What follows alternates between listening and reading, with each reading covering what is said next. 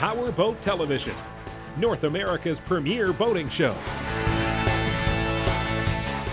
Many inboard powered boats were built with through-hull exhausts and fairly free-flowing mufflers. Now, if the sound of all of that underway is starting to get to you, this week on my boat, we're going to show you how to tame the roar.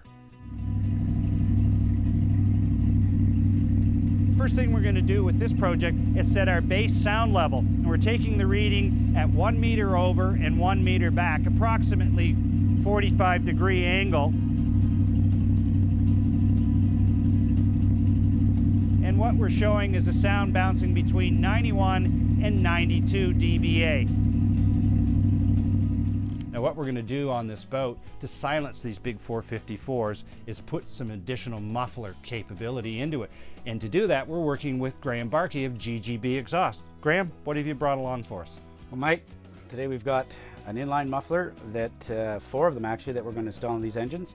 This particular muffler splices into the existing rubber hose, and it's basically held in place with hose clamps on either end. If it had tips on the back of it, we can install this insert, which slides in a tip and bolts in the tip. This particular system doesn't, so we're going to go with the inline today. Okay, let's get started. Installation of the GGB mufflers is a straightforward DIY project, but it will take 2 to tackle it. First, the exhaust hose clamps were loosened and the hoses were removed from the exhaust elbows and the mufflers on both engines. After measuring the length of original exhausts and deducting the measurement for the exposed portion of the mufflers, 2 sections of new exhaust hose were cut for each new inline muffler. For this, a reciprocating saw with a metal blade makes quick work of the rubber and wire reinforcement.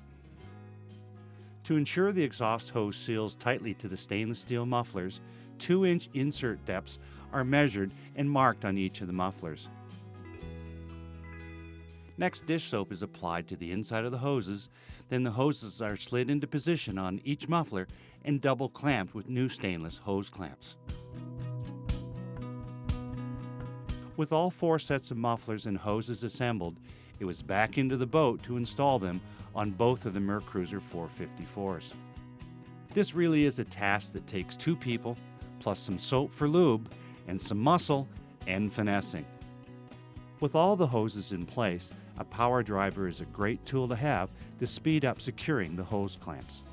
With 1 set of mufflers installed, Graham and I worked somewhat quicker on the second engine, and after about 2 hours, both engines were outfitted with the GGB exhaust inline mufflers, ready to be fired up.